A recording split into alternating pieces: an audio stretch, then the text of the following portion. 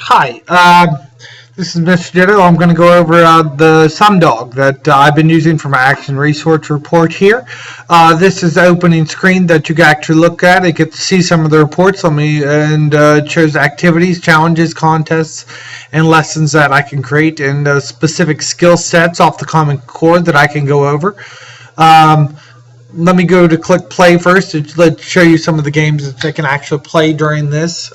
This is what the kids would actually be doing. I set the standards for what kind of games they'll actually be using when they do that.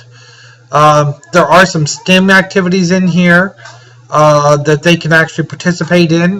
Junk pile is one of them, a certain STEM activity resource. Let me see if I can find that. There it is, really quickly. Let's see if the game will come up. My internet connection isn't that fast, but it'll actually get you some idea of the things for what the math problems go on. What they would be actually. I'm collecting data from their usage. These problems are usually set off of self-pacement in their Common Core. So I set them for simple math problems, and they work themselves up. The more they do, but if they do worse, it'll actually bring them down on problems. It lets them work at their own pace for this. Another great thing about this is they're interactive games. They're quite enthralling for the kids to actually get. This is kind of like the reward for actually doing well in class. I get them 20 minutes to 15 minutes of activity time on the computers or iPads playing these games.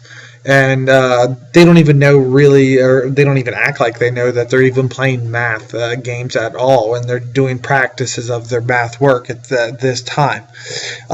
See how it has 3 players? They can actually play people in their class if they would want to. Usually that's what lately the big craze is right now.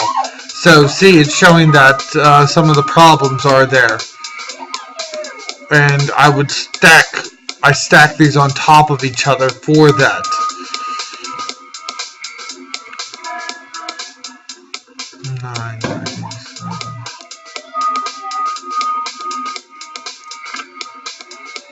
So you can see I've been doing better than the kids. Won't be doing these exact same problems for that, but it gives them an idea of what.